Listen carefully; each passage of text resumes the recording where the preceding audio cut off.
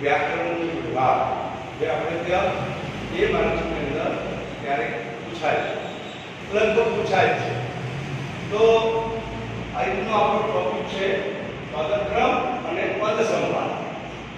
હવે સૌથી પહેલા આપણે જોઈએ કે પદક્રમ એટલે શું અને પદ સંવાદ એટલે શું. 11મા ધોરણની અંદર આપણે એક શબ્દ ભણી ગયા કીર્તિ. હવે કીર્તિ શબ્દ જે છે એનો ગુજરાતી ભાષામાં કોઈ અર્થ થતો નથી. બીજી ભાષામાં કદાચ એનો અર્થ થઈ શકે, હોઈ શકે, પણ ગુજરાતી ભાષામાં એનો કોઈ અર્થ થતો નથી. આવું 11મા ધોરણની અંદર આપણે જાણી ગયા. પણ આ જ શબ્દ જો આપણે આ રીતે લખીએ, શબ્દને ફેરવી દઈએ તો એનો અર્થ નીકળે ફિરકી. માત્ર શબ્દોનો ફેરફાર કરીએ. માત્ર કીર્તિને બદલે આપણે જો ફિરકી લખીએ તો પતંગ ચગાવવા માટે જે દોરી વીંટવાનું આ સાધન આવે છે એને આપણે ફિરકી તરીકે ઓળખીએ છીએ. હવે આના ઉપરથી 11મા ધોરણમાં આપણે સમજ્યા જાણ્યા કે કોઈ પણ શબ્દ પોતાનો એક અર્થ લઈને આવે છે. ભલે નાનામાં નાનો શબ્દ હોય કે મોટામાં મોટો શબ્દ હોય, એ શબ્દ પોતાનો એક અર્થ લઈને આવે છે. અર્થ વગરનો શબ્દ એનો કોઈ મિનિંગ કે મતલબ રહેતો નથી.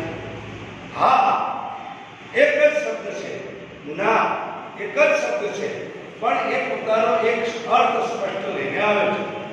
હવે આવા ઘણા બધા શબ્દો જ્યારે વાક્યની અંદર પ્રયોજાય છે ત્યારે સંપૂર્ણ વાક્ય બને છે. અને એ વાક્ય સંપૂર્ણ બનેલું વાક્ય પોતાનો એક વિશેષ અર્થ સ્પષ્ટ કરે છે. વાક્યની અંદર જો અર્થ જ ન નીકળતો હોય તો ગમે એટલા વાક્યો આપણે લખીએ પણ વાક્ય બનતું નથી. એટલે વાક્યની અંદર પદનો ક્રમ, યાની કે કયા વાક્ય પછી કયું વાક્ય આવવું જોઈએ, તો જ એનો સંવાદ જે છે એ યોગ્ય રીતે આવે છે.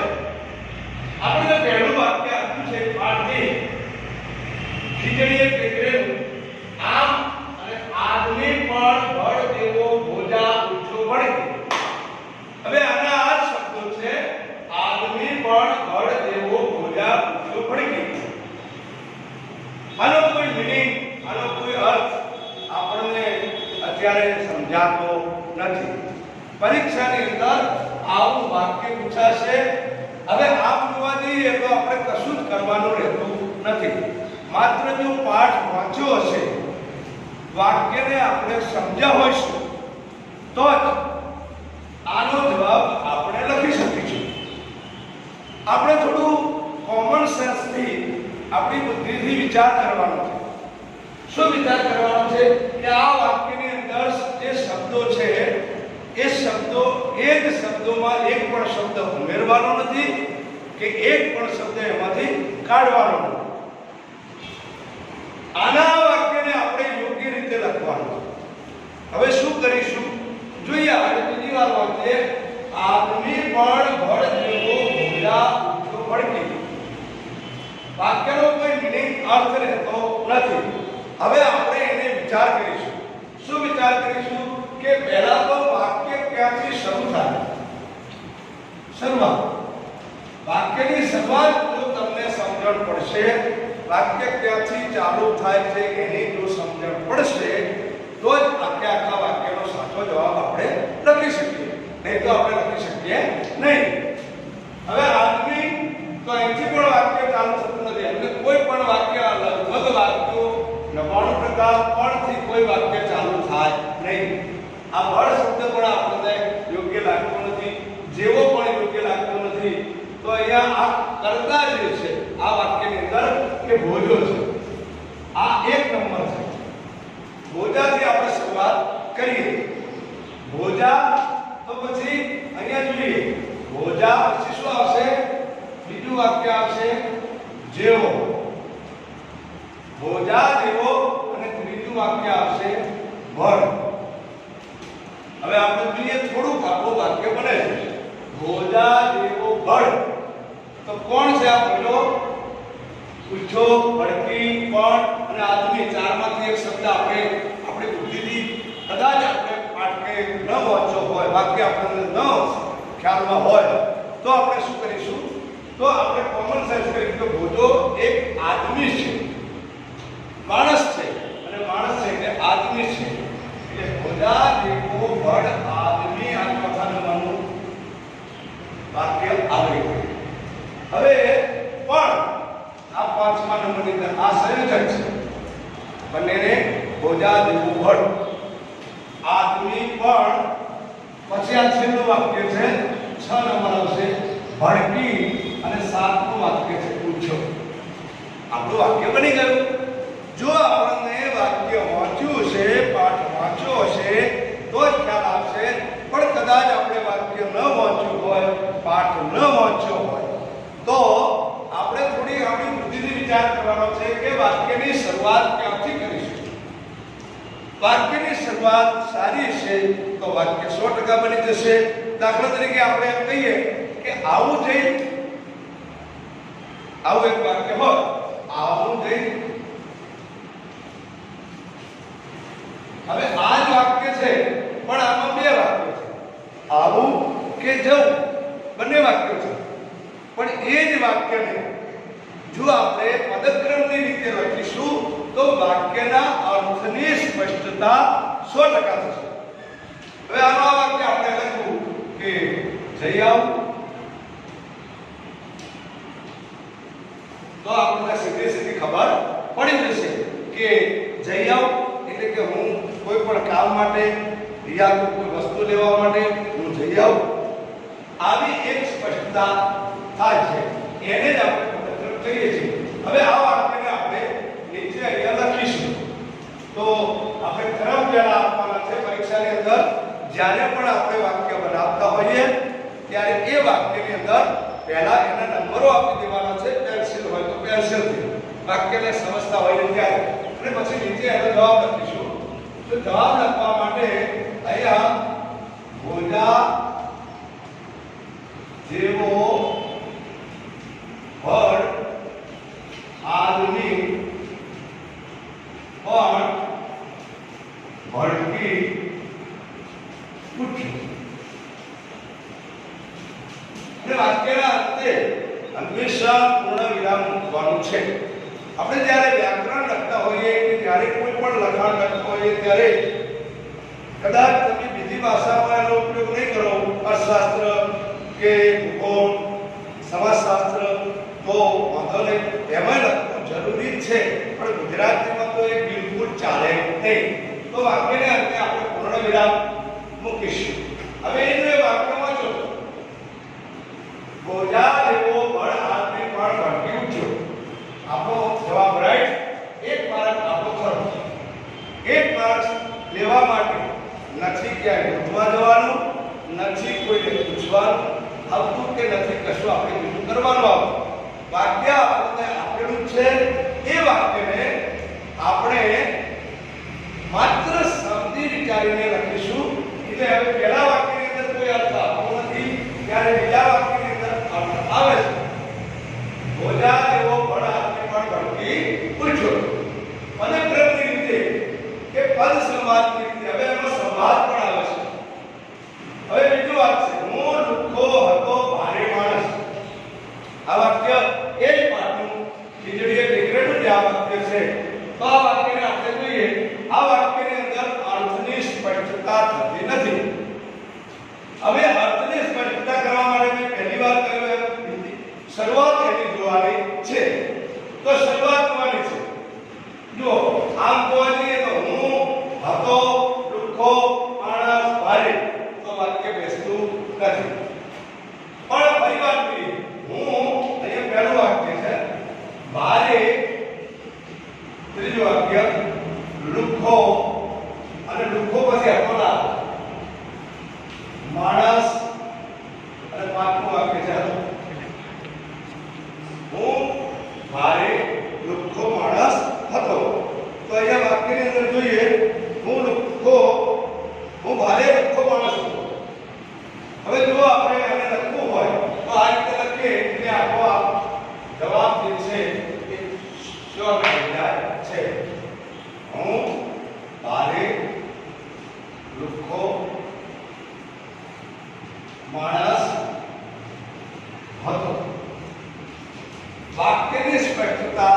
સાથે સાથે હવે તમે જુઓ આ પાઠની અંદર ભોજો પોતાની જાતને કહે છે કે ટીકરે પાઠની અંદર કે શરૂઆતની અંદર હું બહુ ભારે રૂખો માણસ હતો.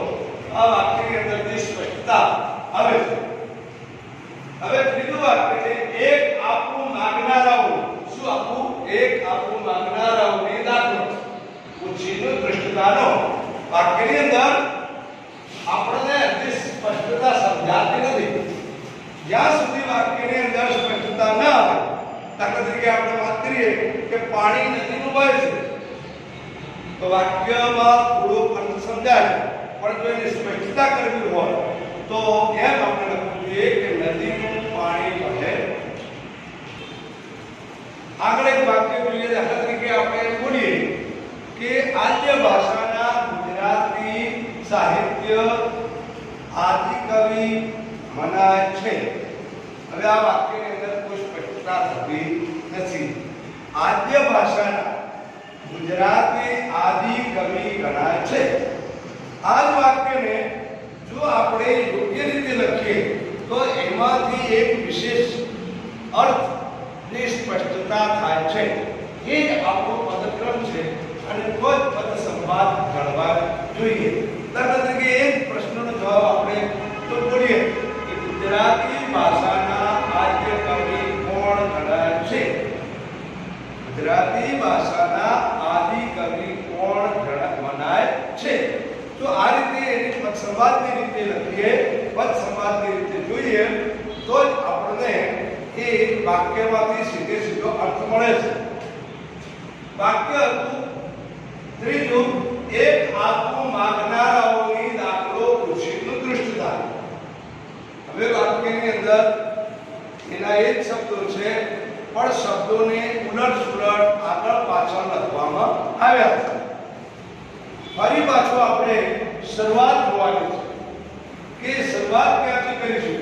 જો તમને વાક્યની શરૂઆતની સમજણ પડી જશે, વાક્ય સમજવું હોય તો એની શરૂઆત આપણે સમજવાની છે. તો ઉછીનું માંગનારાઓની પાઠ એમાંથી આ એક વાક્ય આપણને લેવામાં આવ્યું છે. હવે જોઈએ એક આપવું માંગનારાઓની દાખલો ઉછીનું દૃષ્ટતા. મિત્રો, આપણે કોઈ પણ પાઠ કે કોઈ પણ કવિતા એની પાઠની કે પંક્તિની શરૂઆત ક્યાંથી થવી જોઈએ એ આપણને ખ્યાલ હોવો જોઈએ, તો જ એનો સંવાદ જળવાય. હવે જુઓ, અહીંયા આપણે જોઈશું પહેલું વાક્ય અહીંથી ઉછીનું માંગનારાઓ પાઠની અંદરથી લેવામાં આવ્યું છે. એટલે ઉછીનું માંગનારાઓની. હવે ઉછીનું માંગનારાઓ શેનો દાખલો આપવાનો છે? 3 પ્રશ્નો પૂછશો એટલે તમે તમારી જાતે ટ્રીક જો યાદ રાખવા માટે તમને બહુ સરળ અને સાદી રીત બતાવો. તો આની અંદર કોણ? પહેલા વાક્યની અંદર તો ભોજો. કેવો? તો અહીંયા બળ અને શું? 3 જવાબ છે. તો ભડકી પૂછો. બીજું વાક્ય જોવા કોણ? તો હું. કેવો? તો ભારે રૂખો. અને શું? તો માણસ હતો. 3 પ્રશ્નો આપણે વાક્યની અંદર પૂછવાના. હવે પહેલો પ્રશ્ન પૂછ્યું કે કોણ? તો કે ઉછીનું માંગનારાઓની. શેનો? તો કે દૃષ્ટતાનો. તો શું આપવાનું છે? એક દાખલો આપ. હવે એને વાક્ય આપણે લખવાનું છે કે ઉછીનું માંગનારાઓની દૃષ્ટતાનો એક દાખલો આપો.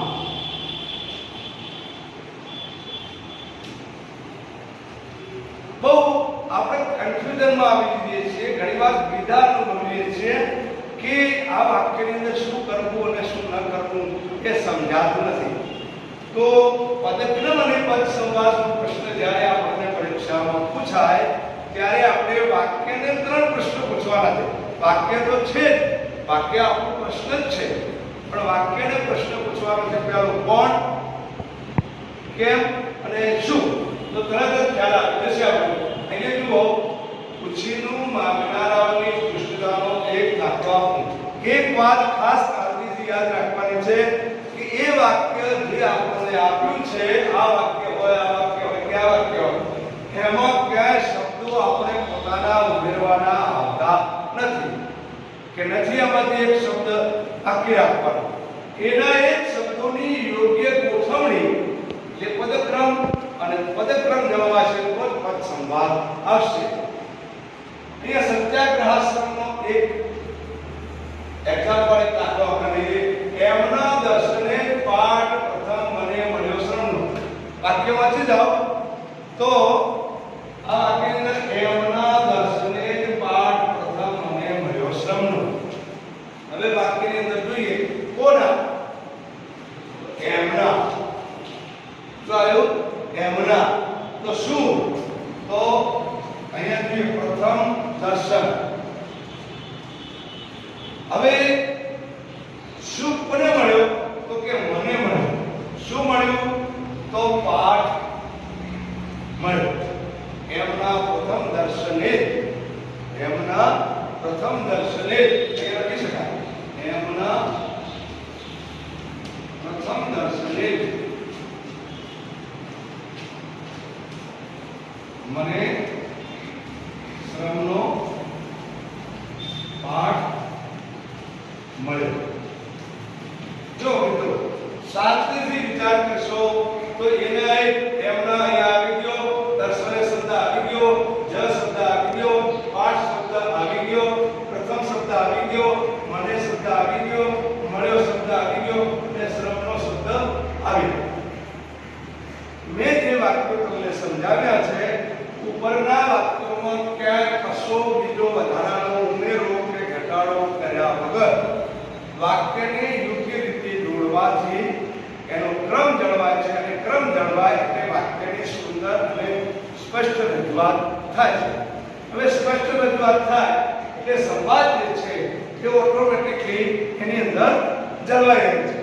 આ રીતે આપણે દરેક જે કંઈ આપણા ગાઈડના અંતે કે પાઠના અંતે જે વાક્યો આપેલા છે એ વાક્યોનો આપણે ધીમે ધીમે અભ્યાસ કરવાનો છે. હવે આપણે શું કરીએ છીએ? ડાયરેક્ટ વાક્યોને ગોખી મારીએ છીએ. તો વાક્યોને ગોખવાના નથી, એને આપણી રીતે તૈયાર કરી અને સમજવાના છે. જ્યાં સમજણ ન પડે ત્યાં જ આપણે માર્ગદર્શન માટે ગાઈડ કે પાઠ્યપુસ્તકનો ઉપયોગ કરવાનો છે.